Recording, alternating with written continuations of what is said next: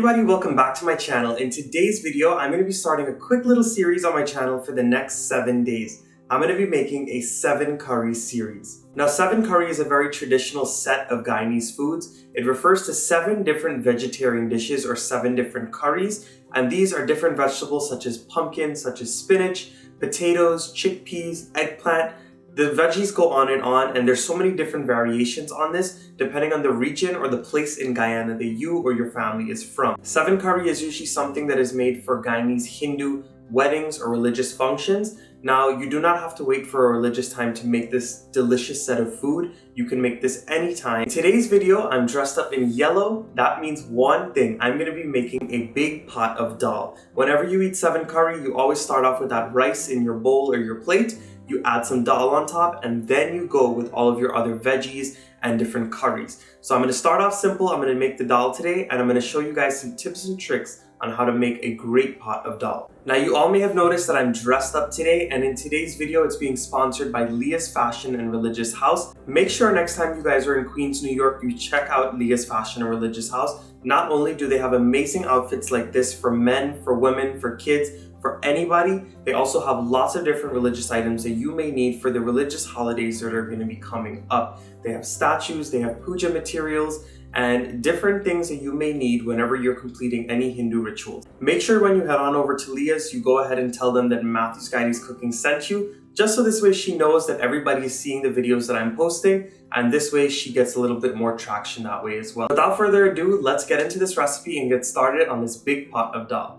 So before I begin, I just want to let you all know that I'm not making this dal the traditional way. The reason is because I have multiple recipes on my channel where I show the traditional way, and in today's video I just wanted to show you a different way that gives you a delicious product in the end as well. In a large heavy bottom pot, I started off with some oil that I heated up, and I went in with a sprinkle of geera or cumin seeds, and I'm going to allow those to get nice and dark.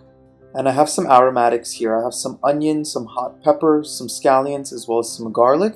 And once that geera gets nice and dark brown, almost black, you're going to go ahead and add in those aromatics. I'm going to stir everything together very well and let everything fry up in that pot until it's nice and cooked down a bit. So these aromatics have been cooking for about 5 minutes at this point, so now I'm going to go in with my washed dal. Now I'm using half yellow split peas and half red lentils. The reason why I'm doing this is just so this way I can show you a different variation. And I will let you know that the red lentils take a quicker time to cook than the actual dal that we usually use. But go ahead and mix it and try it and let me know what you think. On top of this, I'm going to be going in with some green seasoning, and I'm also going to be going in with some geera powder or ground cumin. You're just going to mix this up very well and allow that dal to start to soak in the flavors from all the aromatics. So once the dal has had a chance to fry up for about 4 minutes, you're going to go ahead and add in some turmeric or dye. I'm also going to be going in with a nice sprinkling of salt to taste, and you're just going to mix everything up until everything's well combined once again.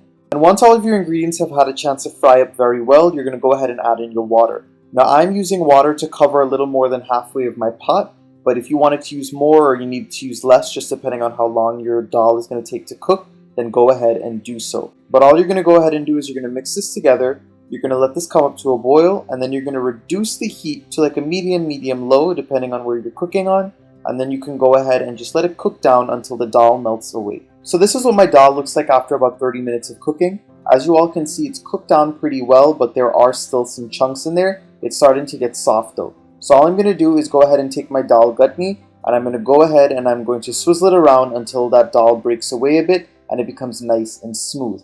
This does need a couple more minutes to cook, and I'll show you what it looks like when it's done cooking. So this right here is my finished dal. I went ahead and I swizzled it up just a little bit more. It's nice and smooth. You can see all of those seasonings floating throughout. That is how I love my dal. I don't like any plain dal. And then I'm also going to top it off with some scallions just to finish it. And as you all can see, this is ready to go ahead and spoon over some hot white rice. And dal is so versatile. Not only can you eat it with plain white rice or between 7 curries, but you can also eat it with non-vegetarian dishes. You can eat it by itself with roti. Some people eat it with bread. Whatever way you want to eat the dal, trust me and give this recipe a try, because with all of those seasonings and all the flavors, it makes for a delicious tasting dal. And if you want some extra flavor, you can also chunke the dal in the end with your garlic and geera seeds again, but being that we fried up everything in the beginning, there's no need to do it at the end. So I really hope you all enjoyed my dal recipe today. Please go ahead and give it a try at home. And of course, if you want to check out Leah's Fashion and Religious House, you can find amazing outfits like this, lots of puja materials, and all of it comes at a great price and with great customer service. When you go to Leah's, they always have a smile on their face and they are willing to help you out. Please go ahead and give this video a thumbs up. Subscribe to my channel if you're not subscribed yet, and drop those comments down below and let me know what I should make next. And I hope you guys stay tuned tomorrow to see what I'll be making next on my channel for this 7 curry series.